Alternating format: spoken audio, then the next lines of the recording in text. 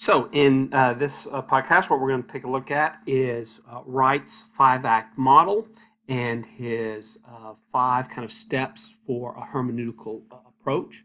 And so, these are the things that are outlined in the reading that you will have had in Wright's Scripture and the Authority of God. And this is the section where he kind of talks about getting to back on the track. So a couple of things to kind of highlight about his five-act model. First of all, what Wright wants us to do is to see the drama that is the structural level of Scripture. In other words, instead of reading Scripture just on the surface, seeing the words that are there on a page, what we're trying to do is see how the information that we're reading fits into a grander, greater narrative that is being traced throughout all of the biblical text. And this drama for Wright is really can be seen in five acts. So think like a play, and think of a play having five different acts, and each of these acts are significant. They don't cover the same length of time, but they cover specific details that are important to the overall storyline that's contained or at the structural level of Scripture. So these five acts are, first of all, creation. So creation tells us a number of important things. That the creation itself is under the sovereignty of God, that the one God that exists is responsible not just for a portion of the created world, but he is responsible for the entire world. So, in other words, Israel's God is not just a God who is concerned with Israel alone or with a little piece of geography, but that he is responsible for all of the world. Everything that exists it originates back to this one God. And so he is sovereign over it, and he is responsible for the entire world, including the start of all human life. So all of humanity owes its existence to this one God. So we have creation, then we have the second part is the fall. Now a lot of people might, complain about this language of fall, since that's not really the biblical language. That's not the language that we have in Genesis itself or in the rest of the Old Testament. But this word describes what happens. It's in this world that God has created, including these human beings, something took effect in which this order that had been placed has now become corrupted. It's now become distorted in some way. A problem has arisen. The world is not as God had intended it to be. So we have the fall and then God's response to the fall, how God is going to deal with humanity in its fallen state. So the fall does not just refer to Adam and Eve's disobedience, it refers to their disobedience and the subsequent generations after that initial disobedience. So what we're really looking at here is from, Genesis chapter 3, probably all the way through, Genesis 10 or so. And so then the next stage or the next act is really the Israel. And with Israel is kind of the formation of the people, of the unique people that includes the call of Abraham and, the promise that is made to Abraham. And so God's dealing with a particular people to combat the situation that has occurred with the fall and how God had been dealing with all of humanity before that, and what God now decides to do to address the situation created by the fall through this one particular group. And so Israel, the thing of Israel includes not only the promises with Abraham, but it's going to continue all the way through even the exile and the return of the people from exile and the situation in which they are under um, having been punished for disobedience to a covenant that is kind of arisen out of God's relationship in dealing with this one people. So creation, fall, Israel, and then we have an act of Jesus. So Jesus kind of comes in as a part of an overlap with the period of Israel. He comes in as God is dealing with Israel and in her exiled state. Jesus is addressing the exiled state, that it is now coming to an end, that forgiveness is now coming, and that this forgiveness is going to change the situation in which God deals with his people, Israel. And so, looking at Jesus' teaching, this announcement, the good news that God's day of judgment against Israel is now over, and yet we still have God's judgment against the world, and God still is going to act on behalf of the world through Jesus. And then the uh, act of the church. In other words, with Jesus' then resurrection, his ascension, now the church as this people of God that now includes Gentiles, it includes those who weren't counted as a part of Israel, and how God, through his spirit and through Jesus, um, continues to minister to the world as it anticipates or waits the final consummation of God's kingdom, the final arrival of God's kingdom. God's kingdom still has to come.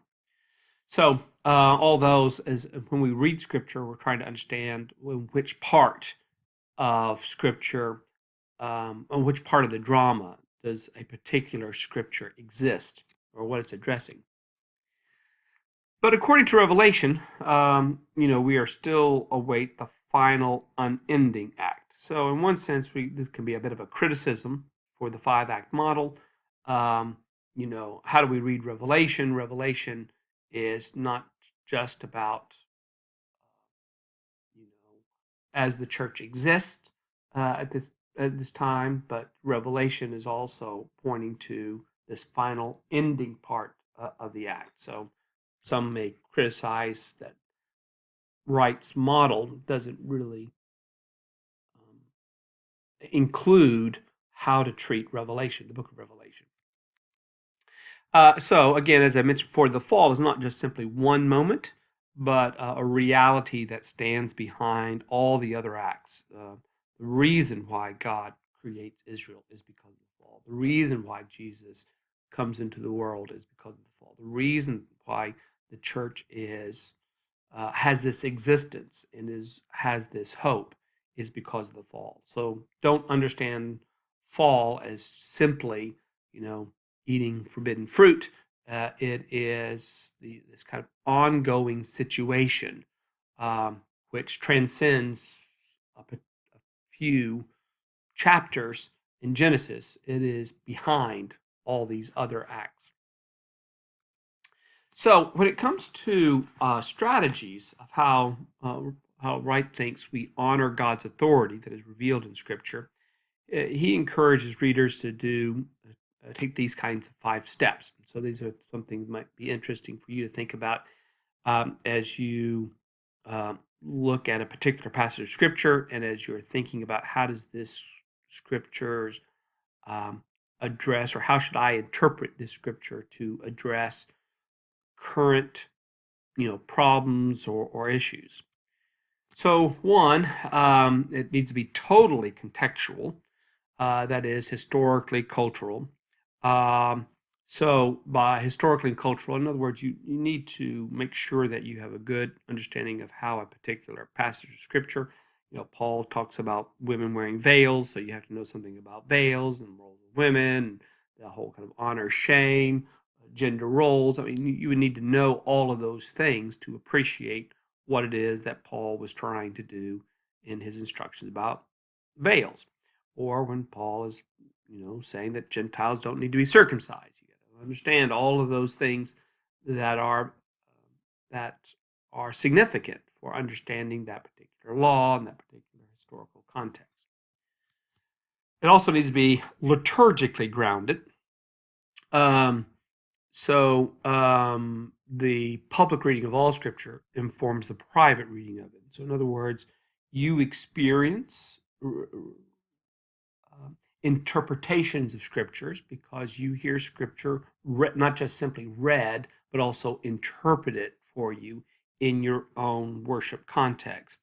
So, you have come to interpret the text in light of the way in which your uh, public worship of God, your corporate worship with other believers, takes that scripture. It also does need to be privately studied. So while we are informed and directed by public worship, we also grow through our study of Scripture with minds and hearts. So we apply our minds, and there are things that an individual might study and learn that was not known by the corporate body. And so that doesn't mean that your interpretation of Scripture is limited by what you get at church or by what the church tells you. You can study these, of course, studying it historically and culturally, but also as you reflect, you meditate, you listen, as it were, to the text, to think about ways in which the text can be applied to today's situation, or how God's authority speaks to individual situations. It should be serviced by scholarship.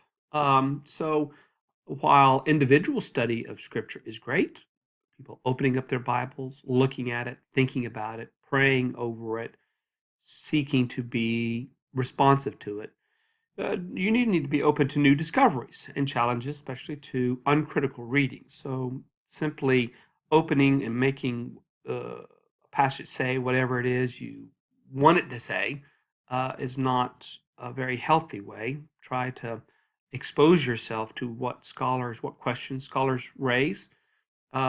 Scholarship is not the only thing that should inform the way in which Scripture is interpreted, but it is certainly a component because scholarships can help us think about some of the assumptions, presuppositions that we have when we are reading.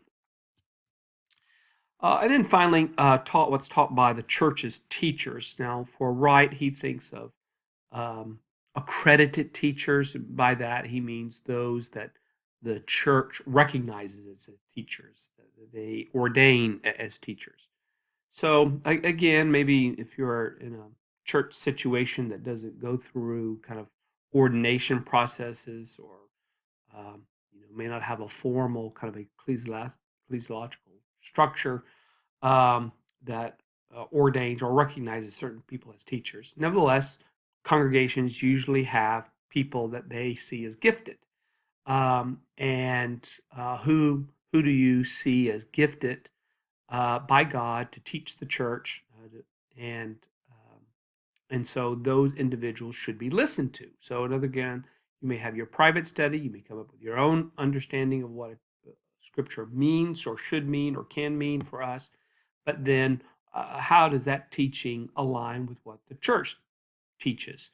And so it doesn't mean that an individual's idea about how a text can be applied can't be legitimate if it contradicts or is at odds with what the church's teachers say.